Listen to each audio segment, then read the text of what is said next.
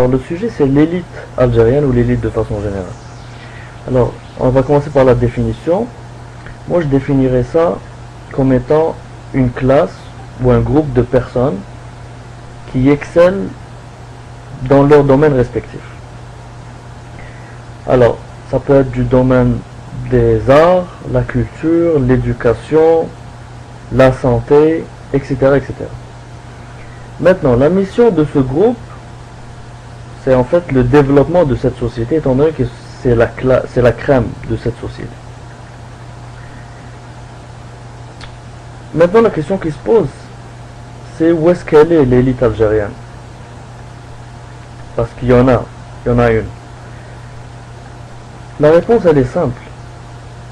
C'est que ce groupe de personnes évolue dans un environnement qui est complètement dépourvu d'éléments favorables à sa mission. Qu'est-ce que je veux dire par là? Je veux dire que les besoins, des fois primaires, même pas des besoins secondaires, de ces personnes-là ne sont même pas accessibles.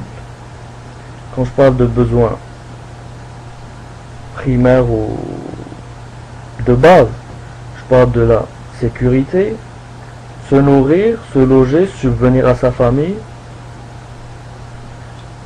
la liberté d'expression, la démocratie, une justice sociale, etc., etc., etc.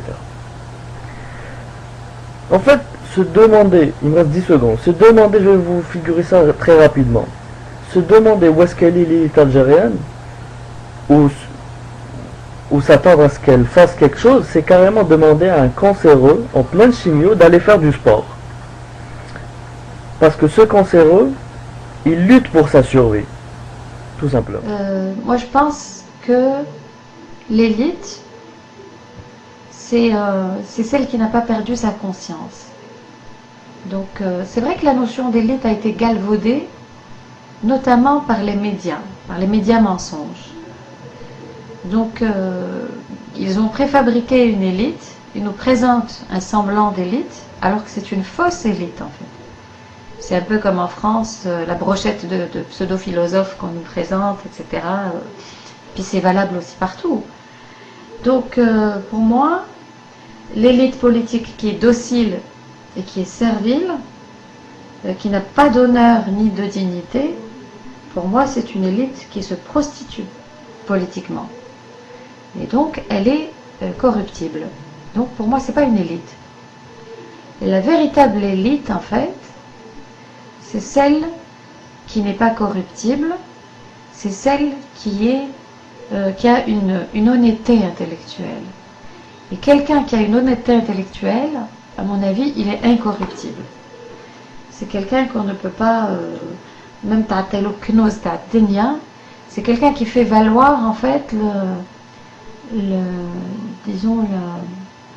l'avis de la majorité au détriment de la minorité. C'est-à-dire que c'est quelqu'un, une véritable élite, c'est celle qui est capable de s'effacer, hein, je dis bien s'effacer, quand il s'agit de l'intérêt des autres, de la majorité notamment. Voilà. La première chose déjà que j'aimerais dire, c'est que l'élite, telle qu'elle est un petit peu définie ou montrée ou pointée du doigt justement par certains, ce qu'il faut savoir, c'est un groupe qui est complètement exogène, quoi. Il est aussi exogène que la population où il vit, c'est-à-dire il y a des gens qui sont opposants au régime, il y en a qui travaillent avec ce régime, il y en a qui font juste leur boulot au sens technique, sans s'engager par ailleurs, quoi. Enfin bon, donc ça, c'est comme tout le monde, quoi.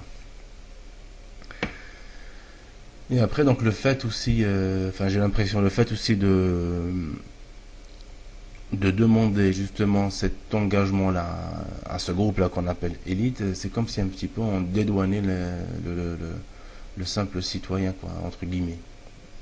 Et même pour moi, chaque citoyen est responsable de sa destinée, chacun.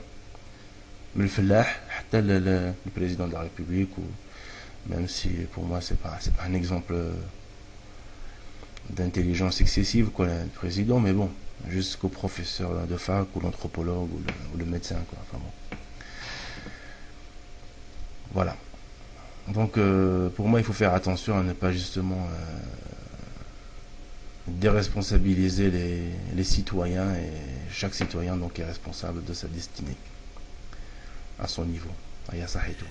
L'élite, à mon sens, où moi je retiens cette explication, c'est celle qui m'intéresse en fait, parce qu'on peut expliquer, on peut développer, mais l'explication qui m'intéresse, c'est que l'élite, c'est l'élite algérienne, pour parler des Algériens.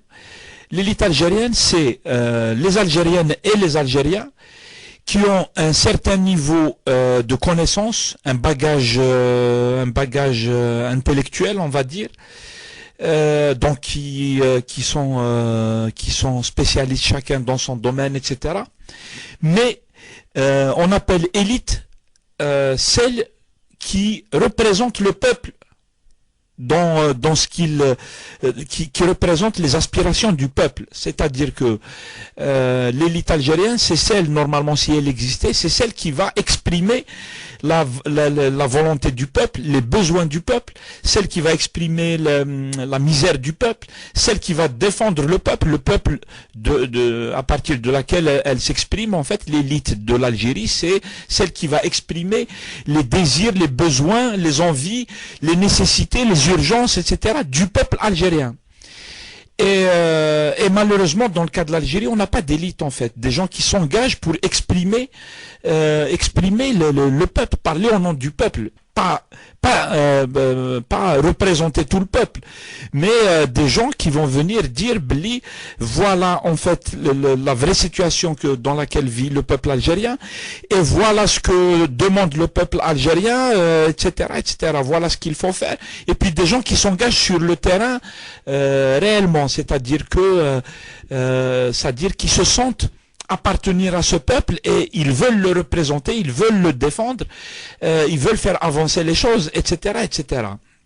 Ça, c'est l'élite intellectuelle qui devrait normalement faire des choses. Et dans le cas de l'Algérie, Makinch, moi, je vois que ça, en fait. Ils sont pas nombreux, ceux qui réellement représentent Chab, tu vois. Ils sont pas nombreux, et ça, c'est dramatique. C'est un gros, gros drame. Il y a beaucoup d'autres peuples autour de nous qui, eux, ont des élites, des gens qui réfléchissent, qui proposent quelque chose. Mais ceux qui proposent quelque chose, la planète Mars, non, qui proposent quelque chose qui concerne la société algérienne, ça veut dire même داخل ماشي باش نعرف لي زيليت اللي على حسب النظره تاعي ماذا بيا نقارن لا سوسيتي نقارنها بالتيتانيك.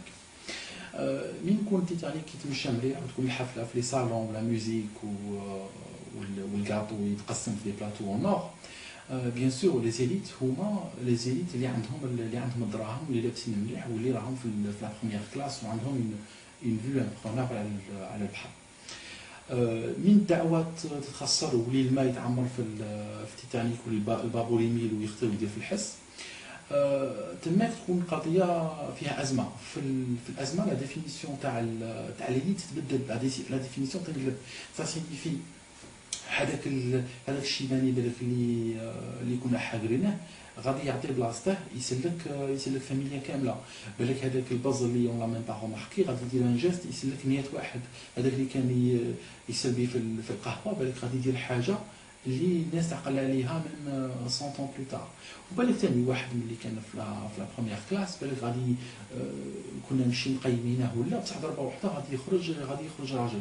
دونك جو بونس بلي لا ديفينيسيون تاع ليليت تتغير على حساب الوقت. صا ديبون وين نكونوا عايشين، نكونوا عايشين في ازمه ولا عايشين في وقت كل شيء فيه يكون ياسر. كنت يا موا في الجزائر، كنت يفزي 45 دوغري برا، فتنا على واحد الطريق باللوطو الحمان السمش الصعد، ما كانش قط من ديك الجهه. سيتي في واحد الجهه اللي تلاقى فيها ثلاثه تاع الولايات، ولايه سيدي بلعباس معسكر ووهران، عند هذا الحدود تاعهم كاين تما بارون، كنا 30 متر مع قد يسكن.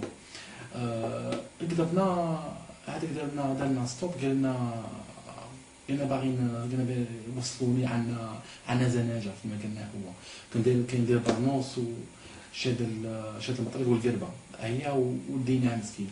في الطريق سقسيتها قلت لها عمي الحاج شكون اللي مات لك؟ قال لي ما نعرفهاش، قال لي غير سمعت واحد مات الله يحل الزناجه تاعه.